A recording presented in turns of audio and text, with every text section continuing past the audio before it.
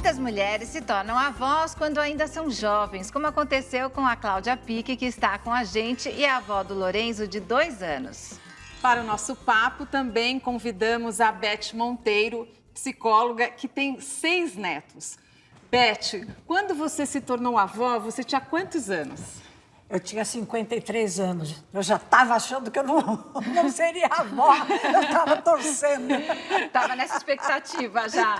Aí ficou feliz. Muito. Nossa. E a Cláudia foi avó com quantos anos, Cláudia? Com 50, mas eu, não, ao contrário dela, eu não tinha nenhuma expectativa de ser avó aos 50 anos. Foi uma surpresa.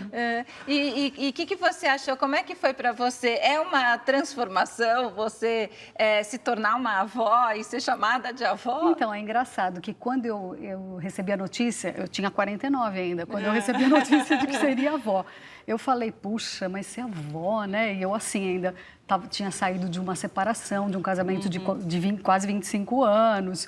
Aí, de repente, você é avó, né? Você toma aquele susto, mas depois, depois que nasceu, sabe? Hoje, assim, eu não me sinto uma avó naquele sentido tradicional de avó, né? É porque as avós hoje, não só pela idade, mas têm um espírito mais jovem, ainda estão muito ativas, né, Beth? Trabalhando, fazendo ginástica, se cuidando. Namorando, É verdade. viajando. Mas, é uma Beth, outra avó mesmo. Outra avó, outro modelo. Mas esse título avó traz um peso, não sei se foi isso que aconteceu com a Cláudia, assim, de velhice, por exemplo? Olha, Mariana, para algumas mulheres pode trazer, né? Mas num primeiro momento. Depois, quando você vê que a avó é uma condecoração na vida, você foi condecorada, você recebeu uma medalha. Em vez de você se sentir velha, você se sente eterna. Que gostoso. É, porque aquilo que você passou para os teus filhos, você está passando para os teus netos e eles vão passar para as futuras gerações, dá uma sensação de eternidade. É muito bom. E acho que de leveza também, né? Porque a gente pensa, tudo bem, a gente toma aquele susto na hora, você é avó, tem essa coisa que você falou, mas depois muito mais, tem muito mais leveza a relação de avó-ternidade, que é um termo que eu cunhei, do que a relação de maternidade. Eu acho também que acaba renovando, porque você acaba convivendo com uma criança, né? E você, como que é a Cláudia avó? Como que você se vê como avó? Então, eu acho que eu procuro, sempre como o meu neto mora comigo, então eu procuro e a minha filha também, eu tento estabelecer uma relação muito, estabelecer os limites do que é a relação de mãe, o que é a relação de avó, sabe? Porque senão acho que para a criança Respeita as regras dela como mãe. Sim, exatamente. Tento respeitar as regras dela como mãe, né? E a gente está, inclusive, vivendo um momento de transição agora, porque nós moramos os 3 juntos, mas agora a gente vai passar a morar em breve no mesmo prédio, mas em 2 apartamentos separados. Porque então, cada ela um com o tem filho, o seu papel, Exatamente. Beth, a mãe, a avó. Isso é muito importante. 60% dos conflitos familiares acontecem entre avós, sogras e noras. Então, a avó tem um papel maravilhoso na resolução de conflitos, desde que ela não crie conflitos. Então, para não criar conflitos, os papéis precisam ser bem definidos. Essa avó tem que saber que essa criança tem mãe e pai. Ela é a avó. Você até escreveu um Eu livro tenho sobre isso, né? o livro Avós e Sogras, Delícias e Dilemas, da família moderna. Então, eu dou dicas para as avós e para as noras, porque não precisa ser essa briga, esse conflito de terminar o casamento até. Não, e às vezes pode ter o conflito não só com a sogra, mas com a própria mãe. Não sei se Exato. vocês vivenciaram alguma coisa assim, Cláudia, desde que o seu neto nasceu. Às vezes de ter um conflito com a sua filha, eu não sei, por causa até de como educá-lo. Sim, às vezes sim, porque a gente acha que a gente tem mais experiência, já passou, né, por aquilo. Mas eu procuro também, porque eu vejo como também mudou a relação das mães mais jovens com os filhos. E eu procuro também respeitar e aprender com ela também, né? E os avós podem ajudar bastante também, né? Dá uma mão aí para sua filha. Sim, sim, eu ajudo bastante. O que né? você gosta de fazer com o seu neto?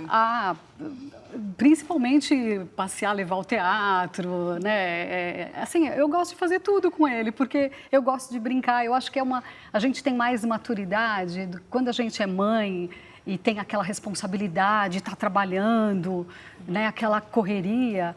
É mais difícil, né? E hoje eu acho que eu tenho mais maturidade, por exemplo, para optar, trabalhar menos e ficar mais com o meu neto, sabe? E já aconteceu de você sair para passear com ele e acharem que você é a mãe dele? Frequente. Eu entro no Uber com eles, invariavelmente o motorista olha, eu começo, Lourenço, senta aqui com a vovó. O motorista olha no espelhinho, vovó, você é a avó dele? Não, você é a avó dele? Pensei que era filho.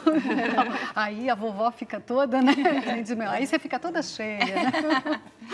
Beth, os avós que assumem responsabilidades, isso deve ser uma opção, não uma imposição dos pais?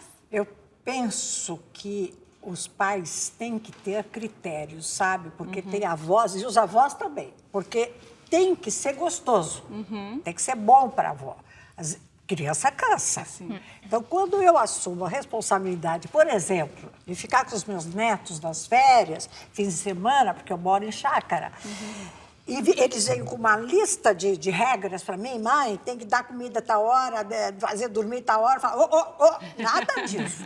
Eu sou uma pessoa que eu prezo a minha liberdade e prezo a liberdade do outro. Então, na minha casa é do meu jeito.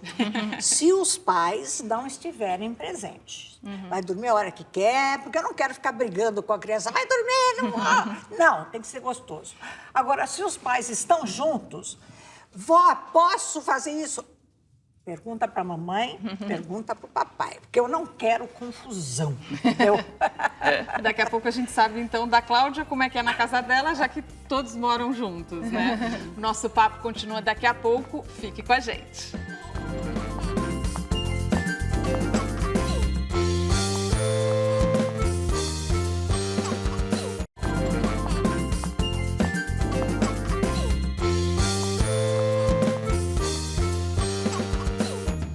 Estamos de volta e temos aqui Papo de Vó. Cláudia, você é o tipo de vó conectada hoje em dia? Quer dizer, você gosta de postar fotos do seu neto? Porque todos os netos são muito fofinhos, você Adoro. coloca a hashtag, como Hashtag avó coruja, direto. Posto muito a foto dele, sim, gosto bastante. E isso também tem que faz maior sucesso, né? Sempre que tem foto do Lourenço, é um sucesso absoluto. E isso também tem que ser um combinado com a sua filha, de postar as fotos? Sim. Eu sempre pergunto para ela. Posso postar? Às vezes ela tira, me manda aquela foto, posso postar? Sempre pergunto. E você assume responsabilidades com seu neto para ajudar a sua filha? Sim, bastante, porque como nós moramos juntas, né? Tem, por exemplo, um dia da semana em que ela sai cedo para dar aula e eu que levo para a escola, o Lourenço, né? Quando eu posso, quando estou em casa, vou buscá-los, assim, mas eu sempre procuro aquilo que ela estava falando. Quando a mãe tá junto, vovó, dá uma bolachinha. Não, vai pedir para sua mãe. Pergunta para a mamãe, pode? Pergunta para a mamãe se pode. Né? Eu sempre procuro respeitar. E, Beth, o que a gente pode dizer dessa relação? Porque é uma relação diferente de mãe e filho, essa relação da avó com a neta, né? Olha, é uma relação de crescimento. De muito crescimento, porque são os jovens, são as crianças que trazem as novidades para dentro de casa, né? Então, nós, avós, aprendemos muito com os netos. E os netos também aprendem, né? É uma troca, é uma troca. Embora seja uma geração, assim, tão distante, existe uma troca e essa troca é muito saudável, tanto para os netos quanto para os avós. Cláudia, conta pra gente como que é o Lourenço. O Lourenço é um menino bem agitado, muito esperto, muito bem-humorado. Eu sou suspeita, porque eu sou a hashtag avó coruja, né?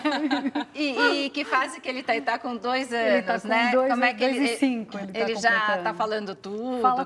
Fala tudo, fala um pouco errado ainda, mas fala tudo, conversa, interage.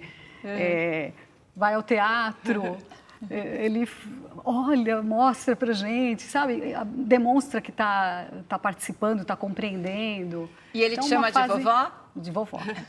E é gostoso, né? Porque a casa fica mais alegre, mais movimentada. Ele, nessa idade, eu imagino que, você falou, não para quieto, Tem hora né? que a gente quer poder andar pela sala, né? Passar, mas assim, realmente a casa fica outra dinâmica, né?